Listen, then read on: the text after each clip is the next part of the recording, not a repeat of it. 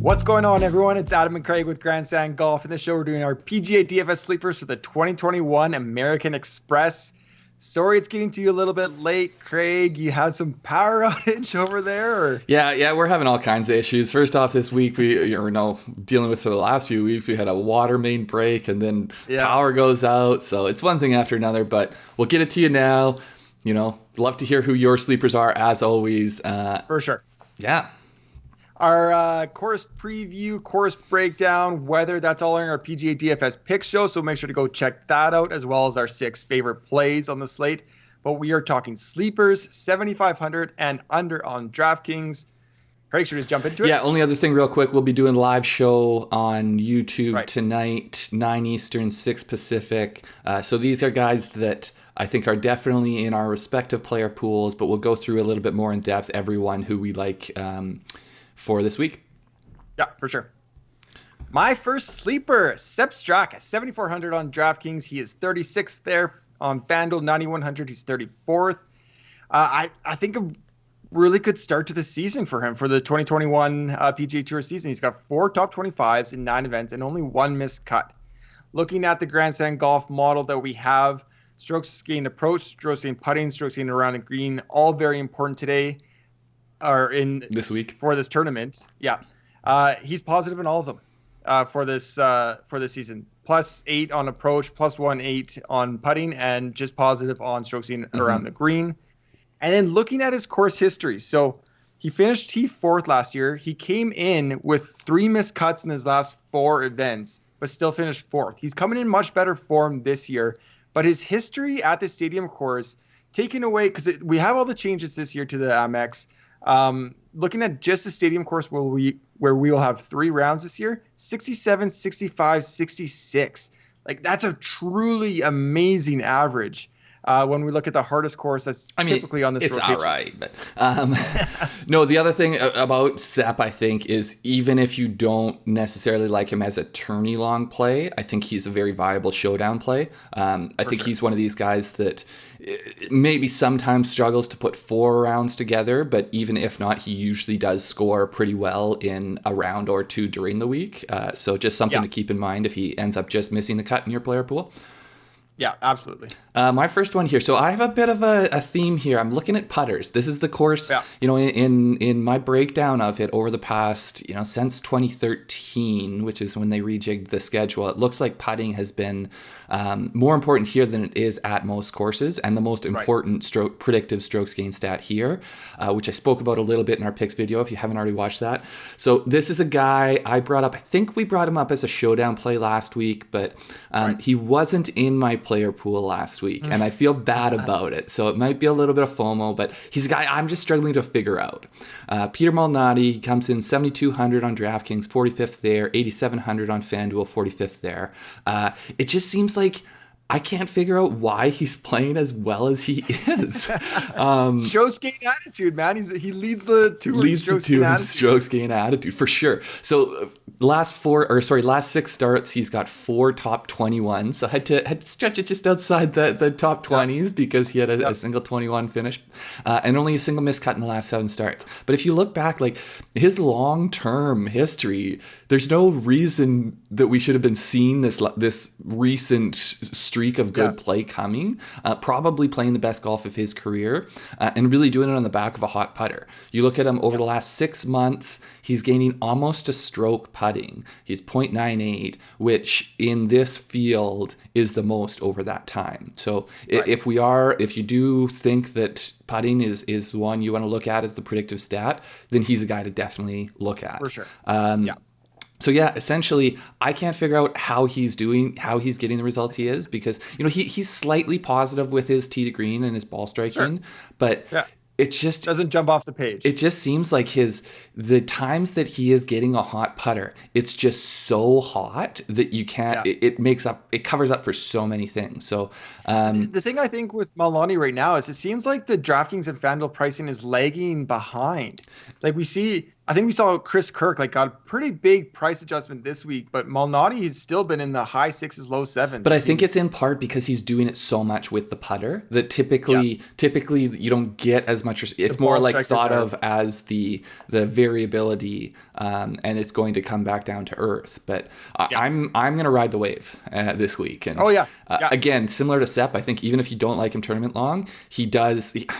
Or take him as a round 1 leader. It seems like every tournament that he plays well and he jumps out to a round 1 lead. No kidding. Yeah, Malnati's in my player pool this week for sure. Okay. My second sleeper, Matthew NeSmith, 7,100 on DraftKings. He's 50th on FanDuel, 8,500, 53rd. He was in our sleeper video last week. It did not turn out. That's one of the 2 missed cuts in his last 5 events. But in his last 5 events, he also has 3 top 17s. So really viable. We know he's hitting the ball really well. And despite the missed cut last week, he still gained 0.72 strokes average ball striking. So that's off the tee and approach combined. So the ball striking is just there. A missed cut is a missed cut, and I think we can kind of forgive him. I'm going right back to Matthew NeSmith this week. Looking at his PGA Tour long stats, first in greens and regulation, so obviously hitting the ball really well. And then again, looking at just the stadium course for PGA West, 68, 66. So something about the course he likes, good fit here. I think hopefully ownership is a little bit down because he did burn a few people last week. And I think that the price for the ball striker that he is super attractive. Yeah, I think he's much more of, I picked him as a sleeper last week. He's much more my classic sleepers that I like in terms of they're good, really solid ball strikers. And then you're hoping to catch them on the week that they're short game and putting happens to trend up. So I think likely I'll plug him in again this week. Burned me with a missed cut last week, but I think he'll still stay in the player pool with a few shots at him. Short memory. Yeah. You got to be like a cornerback in the NFL. Can't forget about the touchdowns get scored, and you just go back out there and do it again. Okay, my next one here. I'm following my trend. I'm looking at putters. Denny McCarthy, 6,900 on DraftKings, 69th there. FanDuel, 8,300, 61st there. So we haven't seen him in a little while, but he, going back over his last 14 tournaments, he's made the cut in 11 of them, which, if you're getting made cuts on that kind of pace, that's just value. Did miss in Mayakoba and maybe the one before that. I can't remember. I know for sure he missed in Mayakoba. But then also he is getting high finishes. He's got top 10s in 3 of his last 10 starts. So to me, there's that safer, I want my guys to make cuts down here. And then I also want them to have the potential to get the high finishes. Malnati, when I was looking at 6 months, he was the best putter. When we're looking at 2 years, Denny McCarthy comes out on top. 0.84 strokes gained putting over the last 2 years. Number 1 in this field. It just, to me, I think he is clearly one of the best putters on tour. Yeah, not entirely surprising. I think that's kind of his reputation, and for good reason. The thing that I am struggling with is his ownership, because he has absurd ownership often. And I sort of thought that was going to be the case last week with Wes Bryan, because he's another guy who we see absurd high ownership numbers on. But for some reason, Wes Bryan wasn't last week. So I don't know what Denny McCarthy is going to come out ownership-wise, but I know I'll take a shot or a few shots with him. Yeah, I think that low 7, high 6 range is pretty packed. I'm actually not sure if I'm going to get McCarthy in my player pool, just because there's a lot of talent around there, I think, and you need to cut. You need to cut somewhere. So I don't know, and not playing. I like to. I don't know. This goes against what I'm saying with the next guy, but I just don't know if he's going to make it. But okay, well let's hear about your next guy. Francesco Molinari, 7,000 on DraftKings. He's 56, 7,600 on FanDuel. He's 90th. I might have to double check that stats, but I'll get that corrected. That might be guys, right. We'll look it up on the Wednesday show. We'll look it up. 3 events since the COVID restart. We haven't seen Molinari a lot. We've barely seen him, basically. Shriners, Houston Open, Masters. He got 15th at the Houston Open, missed a cut at the Masters. Looking at his 6 measured strokes gained rounds, so obviously the Masters aren't counted.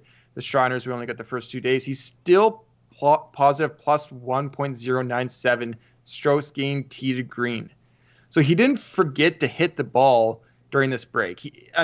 There's going to be rust, absolutely. But we're talking about a recent major winner here at 7,000 in this type of field.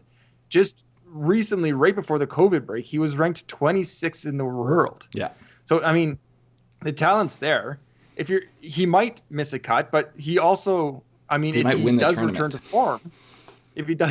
form, and you realize that he has on Thursday and Friday, and you don't have him in your player pool, that, I don't know. I'd rather take a couple chances, take a couple flyers with Molinari. So I really like him. He did relocate to California in the summer of 2020 with his family. So this isn't really exactly an away game. He's in the area. It's not far for him to travel.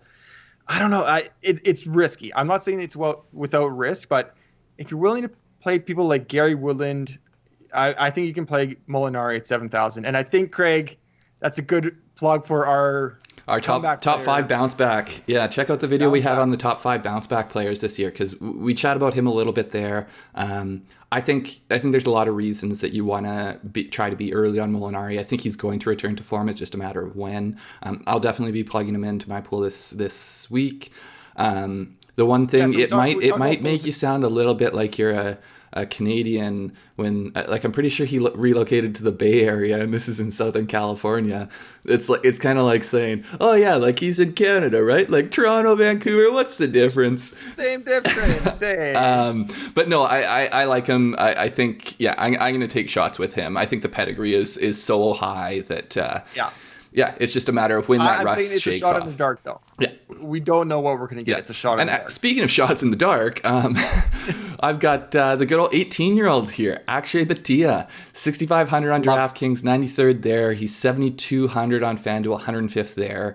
This guy, he decided to forego. We brought him up on Sleeper shows before. Decided to forego college and turn pro at a young age. He's got 3 starts so far in 2021 on the PGA Tour. He has played a little bit on some smaller events. He's got a top 10 tied for 9th, and then a missed cut and a tied for 52. So we have seen his ability to score, which to me, that's the first thing you need to see. Like, this guy can go out there, he can make birdies, he can make eagles. It's a matter of him avoiding ugly numbers in rounds and avoiding the ugly rounds in tournaments. So if you want, like, he's a good ball striker. If you want an idea, he's 5th in strokes gained total. Yeah. This is for the 2021 season, 13th in strokes gained tee to green. Unfortunately, that is over an absurdly small sample size. I think that might be the only tournament he was at where they counted them was Safeway, I think, when he was tied for 9th there. But it's 4 rounds. So he might not finish the year 5th. He might not finish the year in the top 10 strokes gained total. He might, you never know. But no, to me, it's just it's an upside play. I do think he's got top 10 potential. And then he also, I think he does, for whatever he scores, I think he will put up good DraftKings points for that. I think he's got a likelihood of getting birdie streaks and a likelihood of getting birdies and eagles. So it'll be really just in terms of his overall finish, it'll be a matter of whether he can avoid those ugly numbers.